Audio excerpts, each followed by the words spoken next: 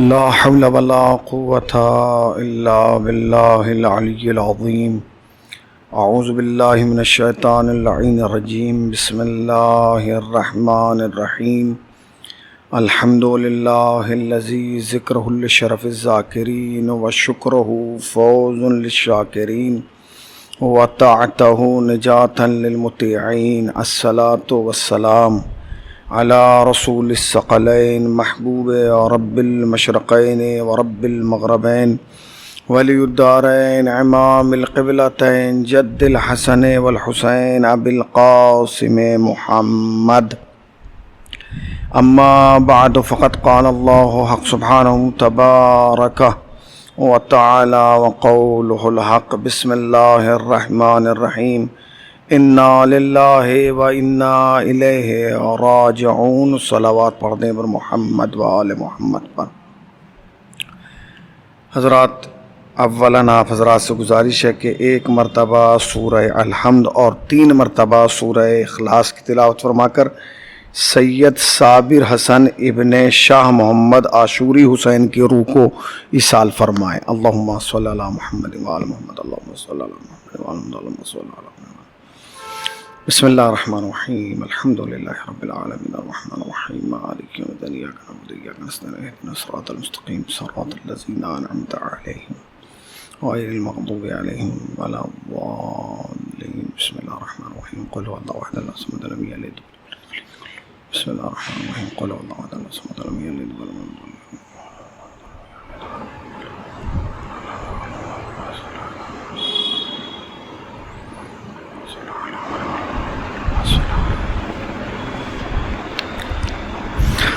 ناظرین، آج کی یہ مجلس عزا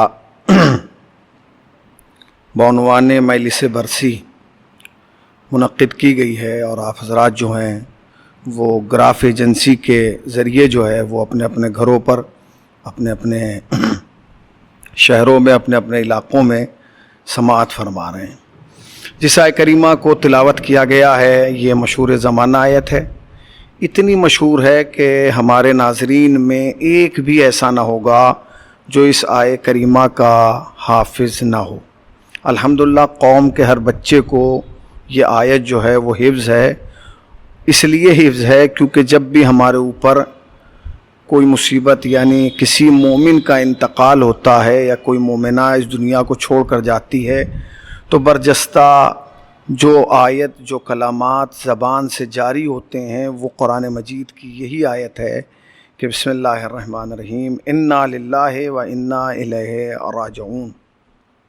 اس کا ظاہری ترجمہ یہ ہے کہ ہم اللہ کی جانب سے آئے ہیں اور واپس ہمیں اللہ ہی کی جانب پلٹ جانا ہے. مگر آنے اور جانے کے درمیان جو یہ زندگی ہے جسے ہم 50 سال سمجھ سکتے ہیں، 60 سال سمجھ سکتے ہیں، 100 سال سمجھ سکتے ہیں، یہی اصل امتحان گاہ ہے، یہی اصل مقصد خلقت ہے. اسی پہ ہمیں توجہ دینا ہے کہ اس اللہ نے ہمیں بھیج بھی دیا ہے اور وہ اللہ ہمیں واپس بھی بلا لے گا. مگر یہ جو 50 سال، یہ 60 سال جو ہیں وہ ہمیں جو دیے گئے ہیں وہ کیوں دیے گئے ہیں؟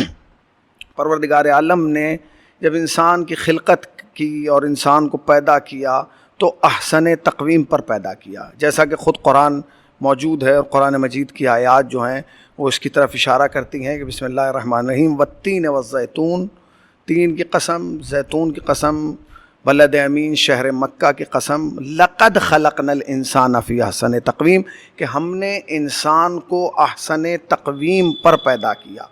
یہ انسان کا شرف ہے، یہ انسان کا مرتبہ ہے، یہ انسان کی منزل ہے، یہ انسان کا مقام ہے کہ پروردگار عالم نے اسے احسن تقویم پر پیدا کیا. یعنی خلقت کا جو بہترین معیار ہے، خلقت کا جو بہترین پیمانہ ہے، اس پیمانے پر پروردگار عالم نے انسان کو پیدا کیا. حضرت انسان کا شرف یہ ہے کہ اس نے انسان کو پیدا کیا، پھر لقد کرمنا بنی آدمہ کا تاج اس کے سر پر رکھا تاکہ وہ اپنے شرف کو، اپنی منزلت کو، اپنے وقار کو، اپنی عظمت کو، اپنی شان کو، اپنے اس وجود کو سمجھ سکے. پروردگار عالم نے کیا کیا؟ مگر جہاں انسان کو اتنے تحفے دیے، اتنی منزلتیں دیں، جہاں اتنا مقام دیا، وہیں قرآن مجید نے کھلے لفظوں میں اعلان کیا کہ خلق الانسان ضعیفا، ہم نے انسان کو ضعیف بنایا ہے، کمزور بنایا ہے۔ انسان صحیح ہے، لقد کرمنا بنی آدمہ کا تاج رکھتا ہے، انسان حسن تقویم پر پیدا ہوا ہے، مگر یہ جو آیے کریمہ ہے کہ ہم نے انسان کو ضعیف بنایا ہے، ضعیف، ناتوا، کمزور۔ کمال یہ ہے کہ وہ انسان جو اشرف المخلوقات ہے، وہ انسان جو اشرف ہے، اتنا اشرف ہے، اتنا اشرف ہے کہ اگر وہ اپنی قدرت دکھانے پر آئے تو وحشیوں کو اپنے اشارے پر چلا سکتا ہے۔ اگر آپ نے خود دیکھا ہوگا، ہمارے بچے بچپن میں ہم نے بھی دیکھا ہے کہ جب ہم جایا کرتے تھے اور سرکس لگتا تھا اور ہم جایا کرتے تھے تو ہم دیکھتے تھے کہ ایک انسان اپنے ہینٹر کے زور پر، اپنی انگلی کے اشارے سے ایک وحشی درندے کو، ایک شیر کو جو ہے وہ ایک آگ کے دائرے سے نکالتا تھا۔ کیوں؟ یہ اس کی قدرت تھی۔ یہی انسان ایک ہاتھی کو ایک اسٹول پہ بٹھا دیتا تھا۔ کیوں؟ کیونکہ یہ اس کی طاقت تھی۔ یہ انسان تیز رفتار گھوڑے کو پر سوار ہو کر اسے قابو میں کر لیتا تھا۔ کیوں؟ کیونکہ یہ اس کی قدرت ہے۔ پروردگار عالم نے اسے قادر بنایا ہے، پروردگار عالم نے اس کو اشرف بنایا ہے، پروردگار عالم نے اس کو بلندتر بنایا ہے، پروردگار عالم نے اس کو صاحب عظمت بنایا ہے۔ مگر اے پروردگار، جہاں تو نے یہ سب کچھ کہا وہیں خود یہ بھی کہہ رہا ہے کہ خلق الانسان ضعیفا، ہم نے انسان کو ضعیف بنایا ہے، کمزور بنایا ہے۔ تو کتنا ضعیف بنایا ہے؟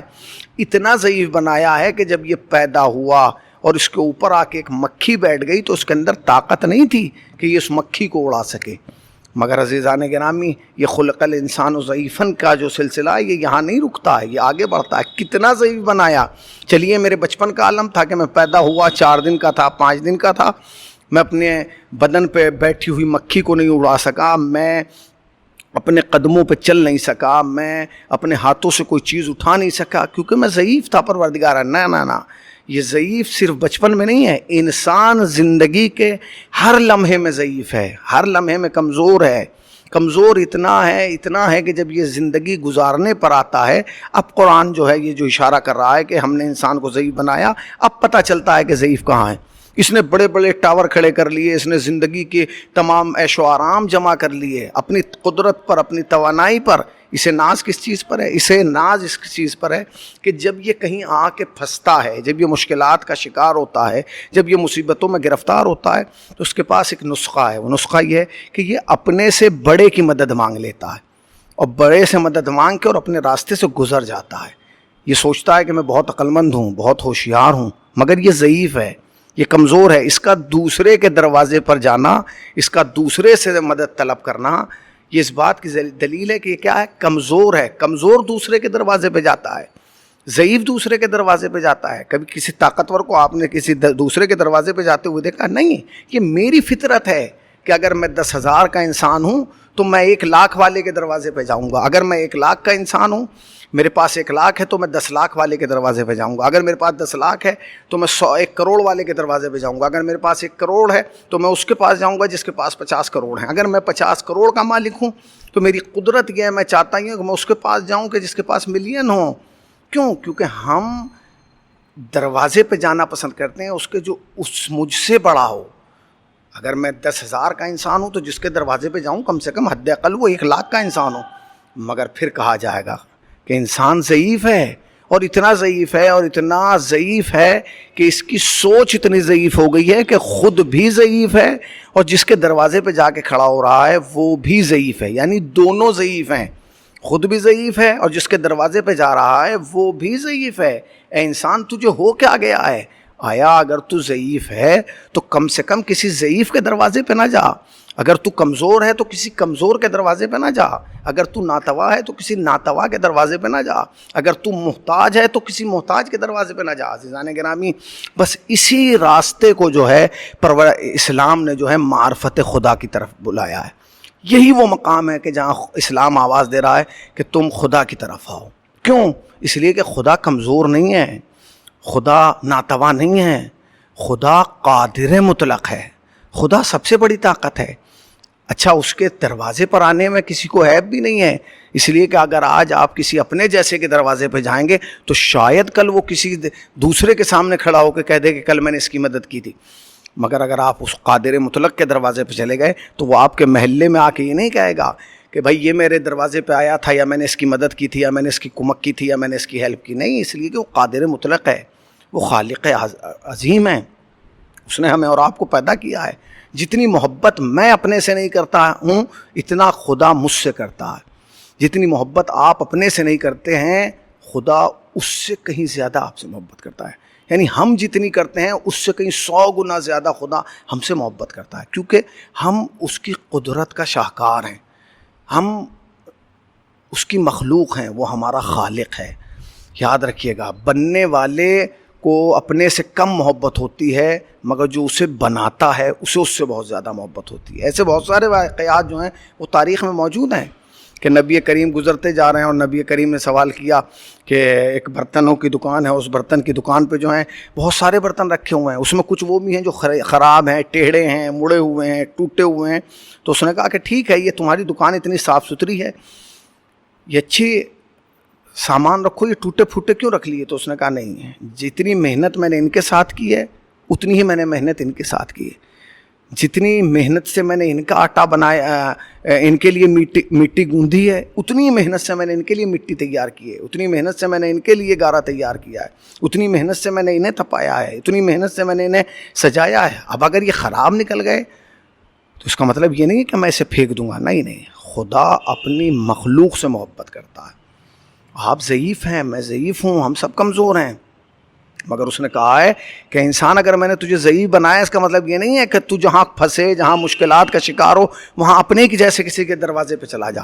میں نے تیرا لیے دروازہ کھولا ہے، اور وہ دروازہ جانتے ہیں کون سا؟ دعا. وہ دروازہ ہے دعا کا دروازہ. عزیزان گرامی یاد رکھیے گا، دعا مومن کا اسلحہ ہے، دعا مومن کی تلوار ہے، دعا مومن کا سہارا ہے، دعا مومن کی پہچان ہے، دعا مومن کی شناخت ہے. ہمیں دعا کرنا چاہیے.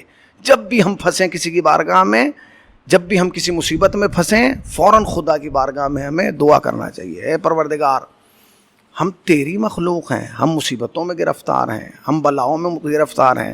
خدایا تو ہمیں نجات دینے والا ہے، خدایا ہمیں تو مصیبتوں سے بچانے والا ہے. اس لیے کہ وہ قادر مطلق ہے. عزیزان گرامی، ہماری پہچان کیا ہے؟ جب ہم پھنستے ہیں تو ہم اپنے جیسے کی طرف جاتے ہیں. نہیں، جب ہم مشکلات میں پھنسیں، گرفتار ہوں، تو ہمیں اپنے جیسوں کی طرف نہیں جانا ہے، ہمیں اس کی طرف رجوع نہیں کرنا جو ہم سے زیادہ طاقتور ہے، جو ہم سے زیادہ دولت مند ہے، جو ہم سے زیادہ مالدار ہے. نہیں، ہمیں اس کی طرف رجوع کرنا ہے جو میرا بھی خالق ہے اور اس کا بھی خالق ہے، جو ہم سب کا خالق ہے. اس کی طرف جانا چاہیے. اور یہ کیا ہے؟ وہ راستہ کون سا ہے؟ وہ راستہ دعا کا راستہ ہے. خدا سے مانگیے، خدا سے مانگنے میں شرمائیے گا نہیں.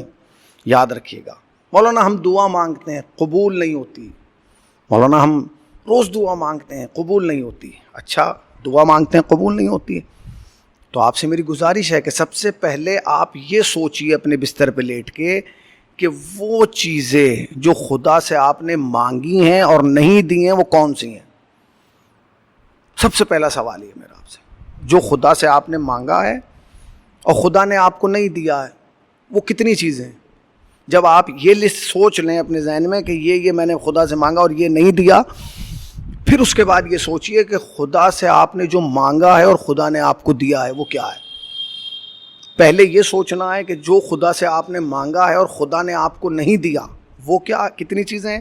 پھر یہ سوچنا ہے کہ وہ چیزیں جو خدا سے آپ نے مانگی اور خدا نے آپ کو دیا ہے وہ کتنی چیزیں ہیں. اور پھر آخر میں صرف اتنا سوچئے کہ وہ کتنی چیزیں ہیں کہ جو خدا سے آپ نے مانگی نہیں ہیں مگر خدا نے پھر بھی دی ہے. سوال یہ ہے عزیزان گرامی،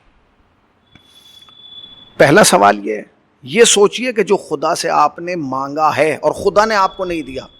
میں نے خدا سے کہا تھا خدایا مجھے گاڑی دے دے، خدا نے نہیں دی. میں نے کہا تھا خدایا مجھے محل دے دے، خدا نے نہیں دیا. میں نے کہا تھا کہ مجھے بہترین عالی شان بلڈنگ دے دے، نہیں دی. میں نے کہا تھا خدایا مجھے نہیں. پھر وہ چیزیں تلاش کیجئے کہ جو خدا نے دی ہے. میں نے کہا تھا کہ پروردگار مجھے اچھا سے یہ دے دے، خدا نے دے دیا. نہیں، اب وہ آخر میں وہ چیز تلاش کیجئے، ان چیزوں کا حساب کیجئے جو خدا سے آپ نے مانگی نہیں ہے، خدا سے آپ نے طلب نہیں کی ہے مگر خدا نے آپ کو دی ہے. وہ کتنی چیزیں ہیں؟ جب آپ اس کی لسٹ بنائیں گے نا تو یقین جانیے آپ کا کمپیوٹر فیل ہو جائے گا ان چیزوں کا حساب لگانے میں کہ وہ کتنی چیزیں ہیں. میں آپ سے سوال کر رہا ہوں، آیا کیا پوری دنیا میں کوئی انسان ہے جس نے خدا سے آنکھ مانگی ہے؟ نہیں مانگی نا. آپ نے خدا سے آنکھ نہیں مانگی مگر خدا نے دی ہے. آپ نے خدا سے کان نہیں مانگے مگر خدا نے دیے ہیں. آپ نے خدا سے زبان نہیں مانگی مگر خدا نے دیا ہے. آپ نے خدا سے دانت نہیں مانگے مگر خدا نے دیا ہے. آپ نے خدا سے دل نہیں مانگا مگر خدا نے دیا ہے. آپ نے خدا سے ہاتھ نہیں مانگے مگر دیے ہیں. آپ نے خدا سے پاؤں نہیں مانگے مگر دیے ہیں. اگر آپ نے خدا سے آنکھیں نہیں مانگی مگر خدا نے دیے. آپ نے خدا سے بال نہیں مانگے مگر خدا نے دیے ہیں. آپ تو اتنے محتاج ہیں کہ آپ پوری زندگی اگر بیٹھ کے صرف یہ گننے لگیں کہ خدا نے آپ کے سر پہ بال کتنے دیے ہیں وہ نہیں دے سکتے, گن سکتے. پھر کیا سوچ رہے ہیں آپ؟ خدا نے آپ کو بغیر مانگے آنکھیں دے دی, بغیر مانگے زبان دے دی, بغیر مانگے دل دے دیا, بغیر مانگے ہاتھ دے دیا, بغیر مانگے سب کچھ دے دیا. تو خود انسان کو سوچنا چاہیے کہ وہ انسان کہ جو خدا سے مانگتا ہوا شرما رہا ہے, وہ انسان جو خدا کی بارگاہ میں آتا ہوا اپنے آپ کو ذلیل محسوس کر رہا ہے, وہ انسان جو دنیا کے دروازے پہ جا رہا ہے مگر خدا کی بارگاہ میں نہیں جا رہا ہے, اس کے لیے مقام حیف ہے کہ انسان یہ سوچ کہ وہ چیزیں جو خدا سے تو نے نہیں مانگی, جب خدا نے تجھے وہ سب کچھ دے دیا, تو اگر خدا سے تو مانگے گا تو خدا تجھے کیا نہیں دے گا. عزیزان گرامی سوچئے کہ انسان کتنا ضعیف ہو گیا ہے, کتنا کمزور ہو گیا کہ میں اپنے جیسے سے مدد مانگ رہا ہوں, اس سے مدد مانگ رہا ہوں جس نے مجھے زندگی میں کبھی کچھ نہیں دیا ہے, مگر میں اس کے دروازے پہ نہیں جا رہا ہوں کہ جس نے مجھے بغیر مانگے آنکھ دی ہے, بغیر مانگے کان دیا ہے, بغیر مانگے زبان دی ہے. اچھا سوچئے, خود سوچئے آپ کہ اگر انسان کو خدا آنکھ دے دے اور آنکھ کی روشنی نہ دے, کیسا لگے گا آپ کو؟ کان دے دے مگر قوت سماعت نہ دے, زبان دے دے مگر قوت گویائی نہ دے, کیا حیثیت ہے آپ کی؟ کیا وقار ہے آپ کا؟ کیا حقیقت ہے آپ کی؟ نہیں عزیزان گرامی, ہمیں مانگنا ہے تو خدا سے مانگنا ہے, ہمیں طلب کرنا ہے تو خدا سے طلب کرنا ہے. خود سوچئے وہ چیزیں جو آپ نے خدا سے مانگی ہیں اور خدا نے نہیں دی, ان کی تعداد اتنی ہے. وہ چیزیں جو خدا سے آپ نے مانگی ہیں اور خدا نے آپ کو دی ہیں, ان کی تعداد اتنی ہے. مگر وہ چیزیں جو خدا سے آپ نے نہیں مانگی اور خدا نے آپ کو دی ہے, وہ اتنی ہیں, ان کا شمار آپ نہیں کر سکتے. وہ قادر مطلق ہے, وہ آپ کا خالق ہے. اتنی محبت آپ کے والدین آپ سے نہیں کرتے ہیں جتنی خدا آپ سے کرتا ہے. اتنی محبت آپ کے اہل خانہ آپ سے نہیں کرتے ہیں جتنی خدا کرتا ہے. اتنی محبت آپ سے آپ کے عزیز نہیں کرتے ہیں جتنا خدا کرتا ہے. خدا سے اگر مانگو گے تو خدا کبھی کسی سے کہے گا نہیں کہ میرا یہ بندہ میرے پاس رات کے اندھیرے میں مانگنے آیا تھا میں نے اسے دیا ہے, دن کے اجالے میں مانگنے آیا تھا میں نے اسے دیا ہے. نہیں, چونکہ اس کے مزاج میں, اس کی طبیعت میں آتا ہے. اس نے بغیر مانگے جب اتنا کچھ دے دیا تو پھر مانگنے پہ کیا نہیں دے گا. عزیزان گرامی سوچنا چاہیے. دعا کے لیے کیا, ہم یہ سوچتے ہیں کہ دعا کا مطلب یہ ہے کہ بھائی ہم آئے اور ہم نے کہا پروردگار ہمیں یہ دے دے. نہیں نہیں نہیں نہیں, دعا کا مطلب یہ نہیں ہے. دعا کا مطلب یہ ہے, سب سے پہلے یہ ہے کہ حضور دل کا حاضر ہونا بہت ضروری ہے. میرے دروازے پہ ایک فقیر روز آتا ہے اور آنے کے بعد وہ دق الباب کرتا ہے, دستک دیتا ہے, اس کے بعد دعائیں دیتا ہے. اور دعاؤں میں کیا ہوتا ہے؟ صاحب خانہ پہ کو اللہ مصیبتوں سے بچائے, صاحب خانہ پہ اللہ رحم و کرم کرے, ان کے بچوں کو بلاؤں سے محفوظ رکھے, ان کو ہر مصیبت سے بچائے. میرے اور دروازے پر, آپ کے دروازے پر, دنیا کے جس کونے میں بھی فقیر مانگتا ہے, پہلے اس کا یہی عمل ہوتا ہے کہ وہ دعائیں دیتا ہے. اس کے بعد کہتا ہے کہ اللہ کے نام پر ہے کوئی جو 5 روپے دے دے, 10 روپے دے دے, یا میری مدد کرے, میری کمک کرے. کیوں؟ اس کا مطلب یہ ہے کہ پہلے دعا دو گے تو پھر سامنے والا کچھ دے گا. پہلے آپ سامنے والے کی تعریف کرو گے تو سامنے والا آپ کو کچھ دے گا. تو پھر جب ہم اس وقت تک کسی کو 1 روپیہ دینا پسند نہیں کرتے, اگر کوئی مجھ سے قرض مانگنے آئے اور آ کے کہنے لگے آپ بہت برے انسان ہیں, سماج آپ کی مخالفت پر ہے, فلاں صاحب آپ کی مخالفت کر رہے تھے, فلاں صاحب آپ کو برا کہہ رہے تھے, فلاں صاحب آپ کو گالیاں دے رہے ہیں, آپ نے یہ کیا وہ کیا فلاں کیا, اور اگر ہو سکے لائیے مجھے 5,000 روپے دے دیجئے میں دوں گا. نہیں, فطرت ہے یہ انسان کی. اگر کوئی انسان کسی کو برا کہتا ہے تو پھر جو برا کہہ رہا ہے وہ اس کو کچھ نہیں دیتا. مگر اگر ایک انسان آ کہ مولانا آپ بہت اچھے انسان ہیں, آپ بڑے اچھے انسان ہیں, آپ کا اخلاق بہت اچھا ہے, آپ کا کردار بہت اچھا ہے, تو انسان کی فطرت ہے کہ وہ اس کو اگر وہ 5 نہ دے سکے پورے تو حد اقل 4 دے گا، 4 نہ دے سکے 3 دے گا ضرور، کیونکہ اس نے تعریف کی ہے۔ تو جب ہم جیسا گناہگار انسان خاکی آسی جو خطاؤں کا پتلا ہے، جب اس کے مزاج میں یہ ہے کہ اگر وہ کسی کو کچھ دیتا ہے تو پہلے یہ سوچتا ہے کہ وہ سامنے والا مانگنے سے پہلے، اپنی طلب سے پہلے، اپنی سوال سے پہلے میری تعریف کرے، تو کیا قادر مطلق جس کے لیے کہا گیا الحمدللہ رب العالمین، تمام تعریفیں ہیں اس وحدہ لا شریک کے لیے، کیا اس کی تعریف ہمیں نہیں کرنا؟ اس کی تعریف ضروری ہے۔ اور معصومین نے جو طریقہ ہمیں بتایا ہے دعا کا، وہ یہی طریقہ بتایا ہے کہ جب تم دعا کرو تو پہلے اس کی حمد کرو، اس کی ثنا کرو۔ اے پروردگار تجھ جیسا خالق کو نہیں ہے، اے پروردگار تجھ جیسا رازق کوئی نہیں ہے، اے پروردگار تجھ سے عظیم ہستی ہم نہیں ہے، اے پروردگار تو محمد جیسے رسول کا خالق ہے، تو علی جیسے امام کا خالق ہے، تو سیدہ جیسی خاتون کا خالق ہے، تو حسنین جیسے کریمین کا خالق ہے۔ اے پروردگار یہ کائنات تیری خلقت کا شاہکار ہے۔ اس کے بعد پروردگار عالم سے دعا کی جائے۔ عزیزان گرامی، دعا کوئی چھوٹا عنوان نہیں ہے، دعا کوئی چھوٹا موضوع نہیں ہے۔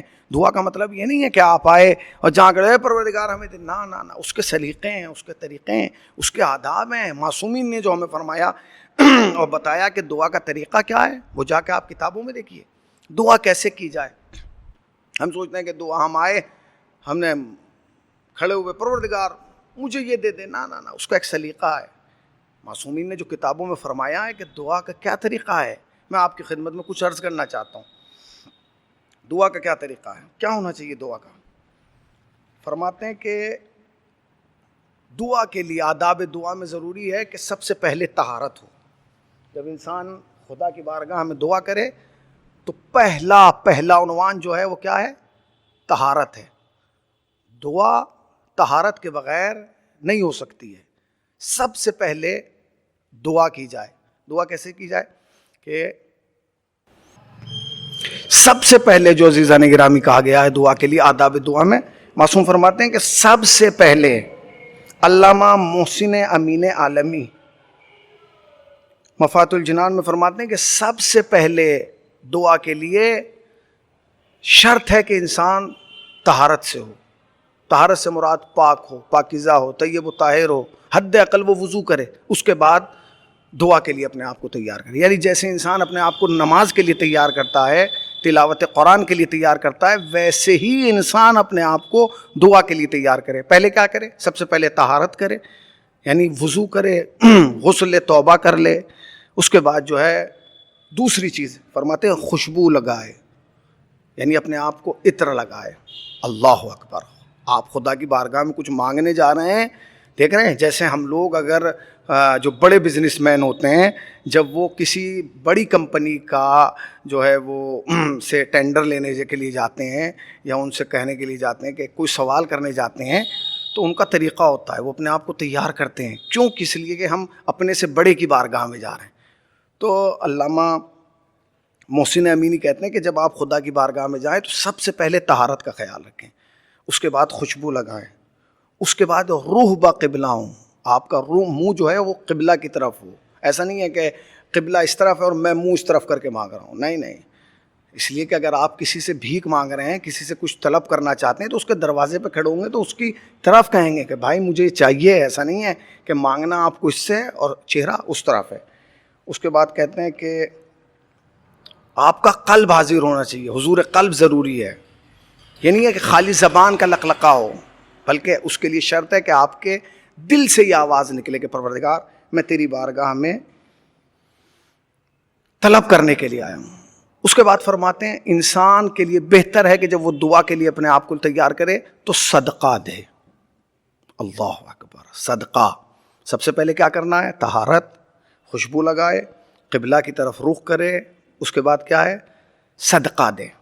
اس کے بعد جو عجیب و غریب جملہ ہے، خدا کی قسم کبھی کبھی ہم یہ کہتے ہیں ہماری دعا قبول نہیں ہو رہی ہے، ہمارے سوال بارگاہ خداوندی سے رد کیے جا رہے ہیں۔ اس کے لیے وہ فرماتے ہیں کہ حرام کے لیے سوال نہ ہو۔ کبھی کبھی ہوتا یہ ہے کہ ہمارا سوال ہے، ہماری دعا ہے، مگر وہ دعا کیا ہے؟ حرام ہے۔ پروردگار اس کا مکان مجھے مل جائے، پروردگار اس کی دکان مجھے مل جائے، پروردگار میرا یہ کام ہو جائے۔ نہ نہ، یہ حرام ہے، یہ حرام ہے۔ حرام کے لیے دعا کبھی نہ کی جائے. اس کے بعد فرماتے ہیں اصرار کے ساتھ دعا کی جائے. ایسا نہ ہو کہ ایک بار کہہ دیا ہے پروردگار بس، نہیں، اصرار کیا جائے. جب آپ کسی سے قرض لینے جاتے ہیں اور وہ منع کر دیتا ہے ایک دفعہ کہ مجھے نہیں دینا، تو آپ اصرار کرتے ہیں. آپ اگر طلب کریں، خصوصاً ایک بچے کو اپنے والد سے ایک چاکلیٹ چاہیے تو وہ کیسے مانگتا ہے؟ ایسے مانگتا ہے؟ نہیں، اس کے یہاں اصرار ہوتا ہے، دلوا دیجئے بابا، پلیز دلوا دیجئے. ایسے خدا چاہتا ہے کہ جب تم اس کی بارگاہ میں دعا کرنے کے لیے آؤ تو اصرار کے ساتھ مانگو. پروردگار تو ہمارا خالق ہے، تو ہمارا مالک ہے، تو ہمارا رازق ہے. ہم تجھ سے نہیں مانگیں گے تو کس سے مانگیں گے؟ ہم تجھ سے طلب نہیں کریں گے تو کس سے کریں گے؟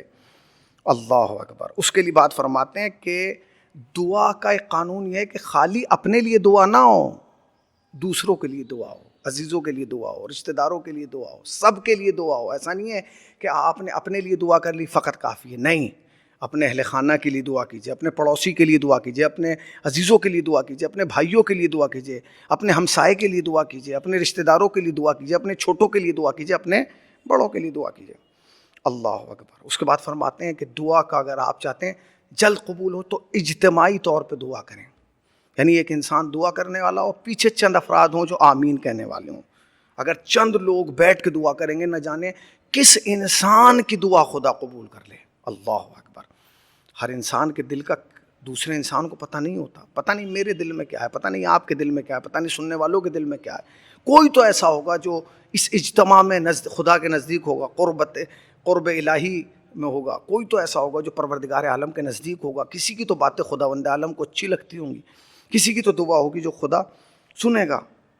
اللہ اکبر. اس کے بعد فرماتے ہیں کہ دعا شروع کرنے سے پہلے سب سے پہلے اس کی حمد کی جائے، اس کی ثنا کی جائے، اس کی تعریف کی جائے، جیسا میں نے ابھی عرض کیا.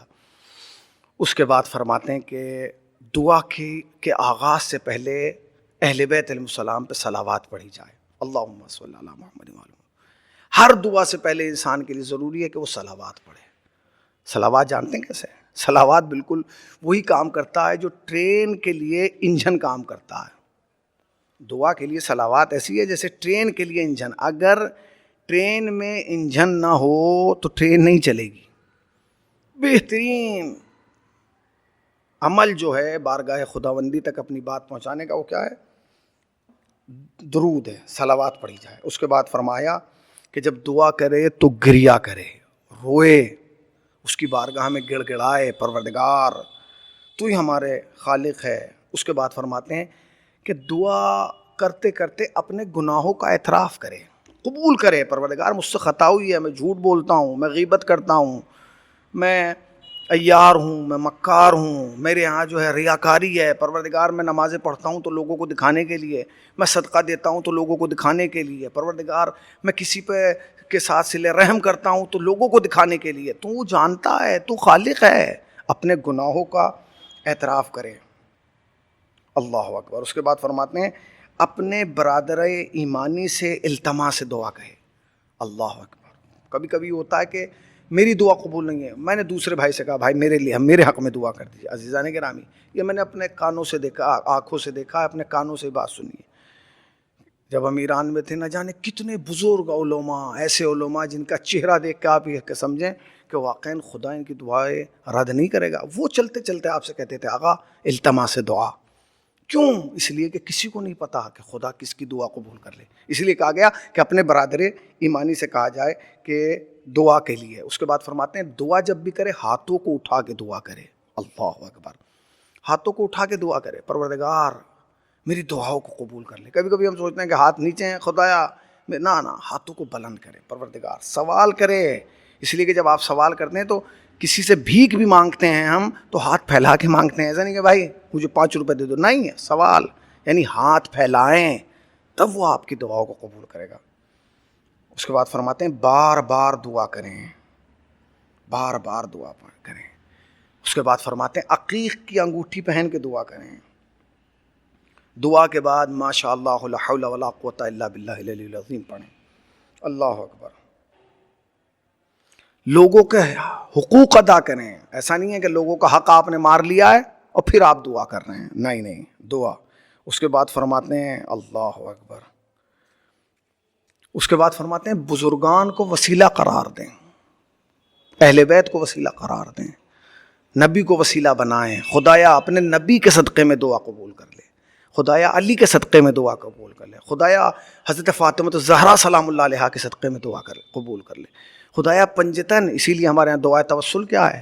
خدا سے وسیلہ ہے، اے پروردگار ان کا وسیلہ، علی کا وسیلہ، حسن کا وسیلہ، ان کو وسیلہ قرار دیں۔ اس کے بعد فرماتے ہیں عجیب جملہ کہ اپنے والدین کو وسیلہ قرار دیں۔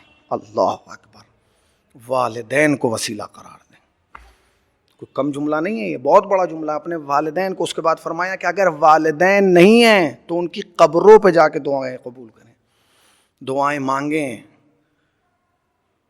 والدین کی قبر پہ جا کے دعا مانگیں۔ اللہ اکبر، میں اگر مشکلات میں گھرتا ہوں تو میں اپنی ماں کی قبر پہ جا کے دعا کرتا ہوں۔ آپ سمجھیں، آپ یہ جو آل سعود نے، آل یہود نے جو یہ جناب سیدہ سلام اللہ علیہا کی قبر توڑی ہے، منہدم کی ہے، خدا ان پر لعنت کرے، 8 شوال کو یہ کیوں کی ہے؟ اسی لیے کی ہے کیونکہ وہ مرکز تھا دعائیں قبول کرنے کا، کروانے کا۔ سیدہ سے عظیم ہستی نہیں ہے، اسی لیے جتنے بزرگ علماء ہیں وہ جب بھی دعا کرتے ہیں جناب سیدہ سلام اللہ علیہا کی ٹوٹی ہوئی پسلیوں کا واسطہ دے کے دعا کرتے ہیں۔ اللہ اکبر، خدا یہ وسیلے رد نہیں کرتا ہے۔ اللہ اکبر۔ اس کے بعد فرماتے ہیں کہ یہ سب چیزیں ہو گئیں، آپ نے طہارت کر لیا، آپ نے صدقہ دے دیا، آپ نے جو ہیں وہ خوشبو لگا لیا، آپ نے جو ہے وہ لوگوں کو تیار کر لیا، تو پھر سب سے مہم تری بات جو ہے وہ یہ ہے کہ دعا کس وقت میں کی جائے؟ آئے چلتے پھرتے دعا کی جائے؟ نہیں، پہلے یہ کہ دعا کے طریقے کیا ہیں، کس طریقے سے دعا کی جائے۔ اس کے بعد یہ کہ اوقات دعا کس وقت کی جائے، تو فرماتے ہیں شب جمعہ دعا کی جائے، شب جمعہ کی دعا خدا قبول کرتا ہے، روز جمعہ دعا قبول کیا کرتا ہے۔ جمعے کے دن آخری وقت جو ہوتا ہے، پہلے شب جمعہ، پھر روز جمعہ، پھر روز جمعہ میں یعنی جب سورج ڈھلنے لگے تب خدا انسان کی دعا قبول کرتا ہے۔ رات کے آخری حصے میں خدا دعا قبول کرتا ہے۔ اللہ اکبر۔ ماہ رمضان میں خدا دعا قبول کرتا ہے، شبہائے قدر میں دعا قبول کرتا ہے، شب عرفہ میں دعا قبول کرتا ہے، روز عرفہ میں دعا قبول کرتا ہے، شب بعثت میں خدا دعا قبول کرتا ہے، روز بعثت میں خدا دعا قبول کرتا ہے، شب غدیر میں دعا قبول کرتا ہے، شب عید الضحیٰ میں خدا دعا قبول کرتا ہے، شب عید الفطر میں خدا دعا قبول کرتا ہے۔ ان دنوں میں یعنی روز عید غدیر، روز عید الفطر، روز عید الضحیٰ خدا دعا قبول کرتا ہے۔ شب اول رجب خدا دعا قبول کرتا ہے، شب نیمہ شعبان خدا دعا قبول کرتا ہے، 17 ربیع الاول کو خدا دعا قبول کرتا ہے۔ اللہ اکبر۔ وقت آذان خدا دعا قبول کرتا ہے، جس وقت سورج نکلتا ہے، طلوع آفتاب کے وقت خدا دعا قبول کرتا ہے، غروب آفتاب کے وقت خدا دعا قبول کرتا ہے۔ اللہ اکبر۔ جناب سیدہ سلام اللہ علیہ فرماتی ہیں کہ اپنے خادم سے کہ جب سورج غروب ہونے کا وقت آتا تھا تو بی بی اپنے خادم کو چھت پہ بھیج دیتی تھی کہ جاؤ، اور جانے کے بعد جب وہ سورج ڈوبنے لگے تو مجھے بتانا۔ خادم جب بتاتا تھا تو اس وقت شہزادی دعا کرتی تھی۔ اس کا مطلب کیا ہے؟ طلوع آفتاب دعا قبول ہوتی ہے، غروب آفتاب خدا دعا قبول کرتا ہے، اور جس وقت اللہ اکبر باران رحمت، جس وقت بارش نازل ہوتی ہے، بارش ہوتی ہے، اس وقت خدا دعا قبول کرتا ہے۔ کس جگہ خدا دعا قبول کرتا ہے؟ یہ بھی تو ہے نا۔ سب سے پہلے یہ کہ دعا کیسے مانگی جائے، اس کے بعد کہا گیا کہ کس وقت میں دعا مانگی جائے، اب کس جگہ دعا مانگی جائے۔ بھئی وہ کون سی جگہیں ہیں جہاں خدا سے اگر دعا مانگی جائے تو خدا رد نہیں کرے گا، تو اس میں بہترین جگہ جو ہے وہ مسجد ہے۔ اس کے بعد خانہ کعبہ، اگر کوئی انسان خانہ کعبہ میں دعا کرے تو خدا دعا کو رد نہیں کرتا ہے۔ میدان عرفات، اللہ اکبر، بڑی عظمتوں کا حامل ہے۔ اللہ اکبر۔ ائمہ کے قبور، آپ سامرا جائیں دعا کریں، آپ مشہد جائیں دعا قبول کریں، آپ قم جائیں، اور اس کے بعد بالکل الگ سے لکھا ہے قبر سید الشہداء، کربلا جائیں تو خدا سے دعا کریں، اس لیے کہ خدا کبھی بھی اگر کوئی انسان امام حسین کے قبے کے نیچے کھڑے ہو کے، امام حسین کی زری کے نزدیک کھڑے ہو کے 3 دعائیں کرے تو خدا کبھی اس کے دعا رد نہیں کرتا۔ اللہ اکبر۔ یہ ایک باب اور رہ گیا، خدا کن لوگوں کی دعائیں قبول کرتا ہے؟ بھئی یہ جملہ سن لیں اور یہیں سے میں مصائب کی طرف آ جاؤں گا اور یہیں سے ربط مصائب. فرماتے ہیں جب کوئی مریض اس انسان کے لیے دعا کرتا ہے جو اس کی عیادت کے لیے آئے، کوئی بیمار ہے، آپ گئے اس کی عیادت کے لیے، جب آپ اس کے عیادت کرنے کے لیے گئے اور اس نے آپ کے لیے دعا کی کہ پروردگار یہ مومن جو میری عیادت کے لیے آیا تھا، میں اس کے لیے تیرے حق میں، تیری بارگاہ میں اس کے حق میں دعا کرتا ہوں، اس کی مشکلات کو آسان فرما، تو خدا کبھی اس کے دعا رد نہیں کرتا. سائل کی دعا عطا کرنے والے کے حق میں. کوئی فقیر آیا، آپ نے اسے دے دیا، اب جو وہ دعا کرے گا تو خدا اس کی دعا رد نہیں کرے گا. حاجی کی دعا استقبال کرنے والوں کے لیے. اللہ اکبر. ہمارے یہاں تو ہندوستان میں رواج نہیں ہے کہ ہم بہرحال جس سماج میں اور جس اس میں رہتے ہیں وہاں یہ رواج نہیں ہے، مگر ایران میں آپ جب جائیں گے تو جب کوئی انسان حج کر کے آتا تو پورا محلہ جاتا ہے اس کو لینے. کیوں؟ اب وہ مقام آیا ہے. فرماتے ہیں کہ اگر کوئی انسان حج کر کے آئے اور تم اس کے استقبال کے لیے جاؤ اور وہ حج کرنے والا ان کے لیے دعا کرے، استقبال کرنے والوں کے لیے، تو وہ دعا رد نہیں ہوتی. اب میرے جوانوں، یہ جو جملہ ہے یہ تمہارے لیے. فرماتے ہیں کہ ماں باپ کی دعا اور بد دعا اولاد کے حق میں. اللہ اکبر. اگر ماں باپ دعا کریں گے اولاد کے لیے وہ بھی قبول ہے، اور اگر ماں باپ بد دعا کریں گے تو وہ بھی قبول ہے. تو میری تم سے گزارش ہے کہ تم ماں باپ کی دعا لینا، بد دعا ہرگز نہ لینا، اس لیے کہ ماں باپ کی بد دعا زندگی کو ختم کر دیتی ہے. اس کے بعد فرماتے ہیں ماں کی دعا، اس کے بعد لکھتے ہیں اولاد کی دعا والدین کے لیے. اگر کوئی اولاد اپنے والدین کے لیے دعا کرے، پروردگار میرے والدین کو عمر طولانی عطا فرما، پروردگار میرے والدین کو حیات طولانی عطا فرما. اگر مرحوم ہو چکے ہیں، پروردگار میرے والدین کی قبر پر رحم نازل فرما، ان کو جوار معصومین میں جگہ عنایت فرما. خدا کبھی دعاؤں کو رد نہیں کرتا. میرے جوانوں، میری تم سے گزارش ہے، دعا لو. ماں باپ کی دعا لینا، بد دعا نہ لینا. انہیں وقت دو، ان کا خیال رکھو، ان کا احترام کرو. اور اس کے بعد فرماتے ہیں کہ باپ کی دعا، ماں کی دعا بیٹے کے حق میں. جب میں جملہ کہتا ہوں کہ باپ کی دعا، ماں باپ کی دعا بیٹے کے حق میں، تو پھر مجھے کربلا یاد آتی ہے. اللہ اکبر. پھر مجھے کربلا یاد آتی ہے. کربلا کا وہ منظر مجھے یاد آتا ہے کہ جب ایک بیٹا میدان میں گیا تھا. اللہ اکبر. جو باتیں بھی ہوئی ہیں، میری دعا ہے خدا ان تمام باتوں کا ثواب سید صابر حسن صاحب کی روح کو اصال فرمائے، ان کی اولاد کو صبر جمیل عطا فرمائے، ان کے اہل خانہ کو صبر عطا فرمائے، خدا ان کو اعلیٰ علیین میں جگہ عنایت فرمائے. صابر صاحب مرحوم کو. بھائی جملہ سن لیجئے، ماں باپ کی دعا اولاد کے حق میں. جب گیا ہے نا ایک جوان بیٹا میدان میں، تو تاریخ کہتی ہے کہ ایک ماں نے کنیز کو بلایا اور بلا کے کہا بی بی فضہ تم دروازے پہ کھڑی ہو جاؤ اور صرف یہ دیکھنا کہ حسین کے چہرے کا رنگ کیسا ہے. خطیب آل محمد کہتے ہیں کہ اللہ اکبر، کہتے ہیں کہ اچانک جناب فضہ چیخ مار کے زمین پہ بیٹھ گئی. جب چیخ مار کے زمین پہ بیٹھی ہے نا، تو جناب لیلا نے کہا فضہ خیر تو ہے؟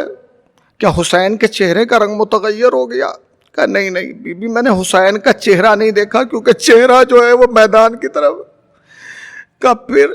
کہا میں نے تو حسین کی پشت کو دیکھا. کہا کیا دیکھا؟ کہا میں نے دیکھا کہ حسین کمر پکڑ کے کہہ رہا اکبر اکبر اکبر. میں یہ کہنا تھا کہ اچانک خدا کی خبر جملہ عجیب ہے. بی بی لیلا نے ایک پیغام بھجوا کے کہا کہ ذرا یہ پوچھ کے آؤ میرے آقا و مولا حسین سے، کیا میرے اکبر کی تو خیر ہے نا؟ میرا اکبر تو خیر سے. میں امام نے عجیب جواب دیا، کہا کہ لیلا سے کہنا کہ لیلا خدا ماں کے حق، بیٹے کے حق میں ماں کی دعا بہت جلد قبول کرتا ہے. دعا کرو کہ تمہارا اکبر خیریت سے ہو، دعا کرو کہ تمہارا لال خیریت سے ہو، دعا کرو کہ تمہارا بیٹا خیریت سے ہو. یہ کہنا تھا کہ جناب لیلا نے تمام بیویوں کو اپنے خیمے میں جمع کیا اور جمع کرنے کے بعد ہاتھوں کو اٹھا کے کہا اے یوسف کو یعقوب سے ملانے والے، میرے حسین اکبر کو میرے حسین سے ملا دے. ابھی بی بی کی دعا مکمل نہ ہوئی تھی کہ در خیمہ پہ اکبر آ گئے. اکبر نے کہا بابا، اے بابا، بابا میں آ گیا. کہا میرے لال خیر تو ہے؟ کہا بابا میری زبان میں کانٹے نکل آئے ہیں. بابا پیاس کی شدت بہت ہے. خدا کسی باپ کو اتنا غریب نہ کرے کہ جوان بیٹا پانی مانگ رہا ہے اور باپ کے پاس ایک گھونٹ پانی نہیں ہے. کہا میرے لال میرے پاس پانی نہیں ہے، مگر ہاں اتنا ہے کہ تم اپنی زبان میرے دہن میں ڈال دو. پر روایت کا جملہ یہ ہے کہ جیسے ہی علی اکبر نے حسین کے دہن میں اپنی زبان ڈالی، زبان کو کھینچ لیا. اے بابا آپ کی زبان پہ کانٹے نکل آئے. بابا تاریخ کہتی ہے اکبر جو میدان میں گئے وہ لوٹ کے نہیں آیا. آواز آئی بابا میرا سلام قبول کرو. حسین نے کمر پکڑ لی. اکبر میرے لال اکبر تیرے جانے سے بابا کی آنکھوں کی روشنی چلی گئی. حسین اکبر کے قریب پہنچے. عجیب منظر تھا، دیکھا ایک ہاتھ اکبر کا سینے پہ. میرے لال کیا ہوا؟ کہ بابا ظالم آپ کے صبر کا امتحان لینا چاہتا ہے.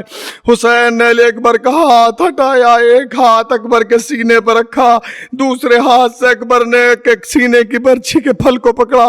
یا علی مدد کہہ کے اب جو حسین نے برچھی کو کھینچا، تاریخ کہتی ہے برچھی کے ساتھ اکبر کا کلیجہ نکل گیا. والی وا اکبر وا مصیبت سیعلم الذین ایام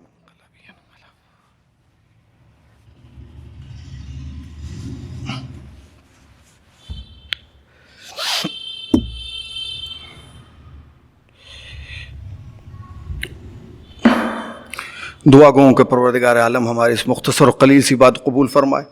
خدایا جس مرحوم کے سال ثواب کے لیے مجلس عذاب برپا کی گئی ہے انہیں فشار قبر، تنہائی قبر، خلوت قبر سے محفوظ فرما.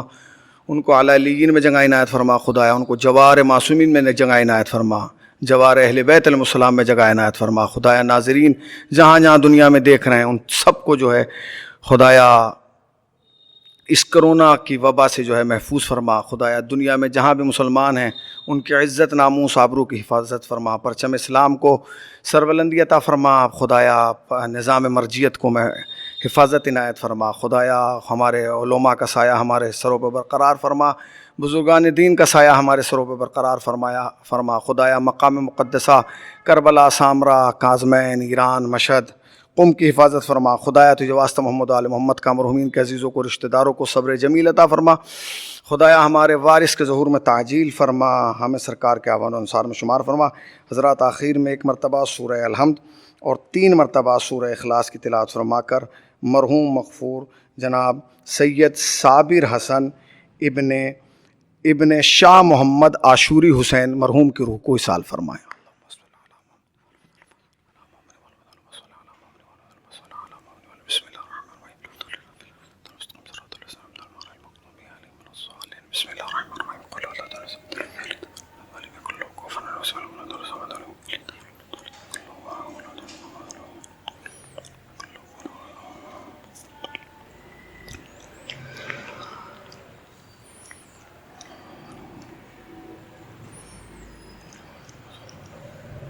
ربنا تقبل منا انك انت السميع العليم.